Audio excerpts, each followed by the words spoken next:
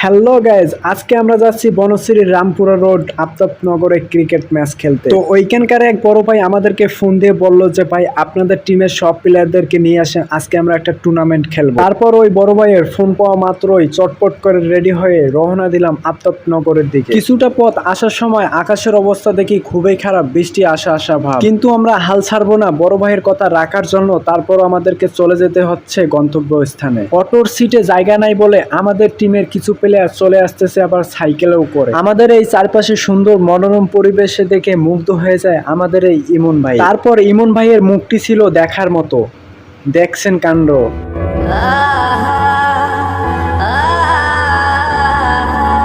তারপরে ইমন ভাইয়ের লুকটা দেখার পর রাস্তাঘাটে লাগিয়ে গেল অনেক জ্যাম লাগিয়ে গেলে নাই কোনো লাভ। আমাদের এই অটোওয়ালা মামা কিন্তু চিনে ভালোই ফাঁক। তারপর অনেক দূর রাস্তা জার্নি করতে করতে চলে আসলাম বাঁশপট্টিতে এসে নামার পর সবার পুটকি হয়ে গেছে গরম, এটা কথা বলতেও লাগে অনেক সরম। অটো থেকে নামার পর সবাই সবার মতো চলে গেছে টাকা না দিয়ে, কিন্তু মাংকি চিপে পড়ে গেছে আমাদের এই ইমন ভাইয়ের মনটা দেখতে অনেক নরম, তার কিন্তু আছে অনেক সরম। ইমন ভাইয়ের মানি ব্যাগে প্রচুর টাকা, ওইখান থেকে অটোওয়ালা মামারে বাইর করে দিল 100 টাকা। আমাদের এখনো গন্তব্যস্থানে পৌঁছাতে 30 মিনিটেরও বেশি সময় লাগবে, তাই তো আমরা দেরি না করে চটপট করে হাঁটা শুরু করলাম। তারপর ঢুকে পড়লাম বাঁশপট্টিতে এসে দেখি বাসে নাই কোনো অভাব। আমাদের টিমের সব প্লেয়ারদের কিন্তু আছে একটা খারাপ স্বভাব, এরা জায়গায় খায়, জায়গায় ব্রেক মারে, উল্টাপাল্টা কাজ দেখলে আবার লাফিয়ে পড়ে। এদেরকে যদি বলেন ভালো কাজ করতে, তাহলে বলে আমার গায়ে অনেক ব্যথা। এরা আম চুরি, কাঁঠাল চুরি এবং মেয়ে পঠানোতে অনেক সেরা, এগুলো কাজ করতে লাগে না গায়ে ব্যথা। ধীরে ধীরে হাঁটতেছি আর আজকের এই প্রাকৃতিক পরিবেশটা উপভোগ করতেছি। মাঠে গিয়ে পৌঁছাতে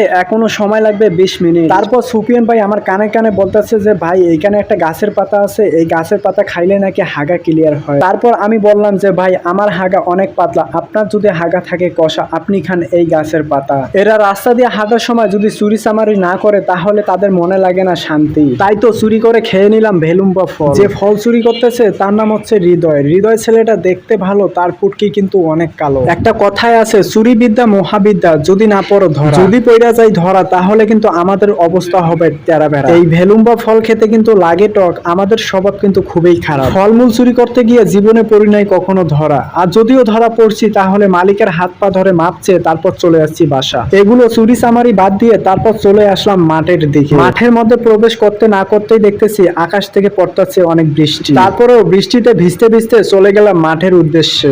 মাঠের মধ্যে প্রবেশ করে দেখি ছোট ভাইয়েরা খেলতেছে ফুটবল। ছোট ভাইয়েরা অনেক দুর্দান্ত খেলতেছে। তারপর আমরা কিছুক্ষণের জন্য ওদের খেলা উপভোগ করি। এরই ফাঁকে দেখলাম জিশান চুপি নিতাছে ঝালমুড়ি। জিশান চাইছিল ঝালমুড়ি নিয়ে খামু আমি একা, কেউ দেখবে না, কিন্তু সে আমার ক্যামেরা বন্দিতে পড়ে গেছে ধরা। যেহেতু সে পড়ে গেছে ধরা, আমারে কইতেছে ক্যামেরাটা বন্ধ করেন, চলেন দুইজনে খাই মিল্লা। তারপর আমি বললাম যে আচ্ছা ঠিক আছে, নিজেদের মধ্যে ঝগড়া মারামারি কইরা কোনো লাভ নাই, চলো সবাই ভাগ কইরা খাই। এই ঝালমুড়ি খেয়ে লাগলো অনেক টেস্ট। এই হচ্ছে আমার সোনার বাংলাদেশ। আমার এই সোনার বাংলাদেশে ফুচকাওয়ালা কাকা পুটকির মধ্যে আঙ্গুল ঢুকায়া মেয়েদের খাওয়ায় ফুচকা, সেই ফুচকার প্লেট চাইটা চুইটা খেয়ে ফুচকালাম আমার আবার ধন্যবাদ দেয়, সেই টেস্ট হয়েছে কাকা। ফুচকালা কাকা আবার এই কথা শুনে বলে আমাদের দেশে হচ্ছে এরাই গর্বিত নারী। এসব আজাইরিয়া কথা না বলে আজকের ভিডিও এখানেই শেষ করতে। সবাই ভালো থাকবেন, সুস্থ থাকবেন, আর একটা কথা হচ্ছে ঘরে বাইরে কেউ বাইরে হবেন না। ধন্যবাদ।